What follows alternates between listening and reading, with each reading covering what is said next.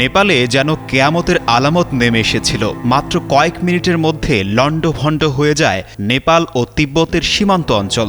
প্রাণ বাঁচাতে যেভাবে পেরেছে ছুটেছে, কিন্তু ক্ষিপ্র গতিতে যে ধ্বংসলীলা চালিয়েছে তাতে কিছুই করার ছিল না। সব কাদামাটি আর বরফ গলা পানির সাথে মিশে গেছে, রেখে গেছে শুধুই ধ্বংসস্তূপ।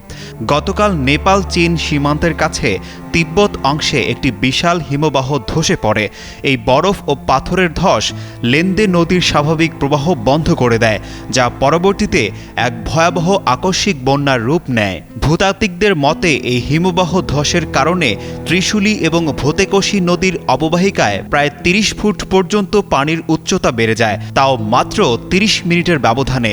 পানির এই তীব্র গতিকে বিশেষজ্ঞরা বর্ণনা করেছেন তরল কংক্রিটের মতো প্রাণঘাতী স্রোত হিসেবে, যার সামনে থাকা সবকিছুই নিমেষেই ভাসিয়ে নিয়ে গেছে।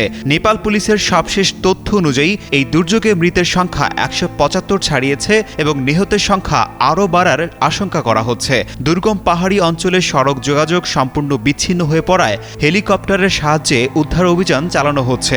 নেপালের রাসুয়া, নোয়াকোট এবং ধাদিং জেলাগুলো সবচেয়ে বেশি ক্ষতিগ্রস্ত হয়েছে। অন্তত ১৯টি বড় সেতু এবং মাইলের পর মাইল পুরো সড়ক নদীগর্ভে বিলীন হয়ে গেছে।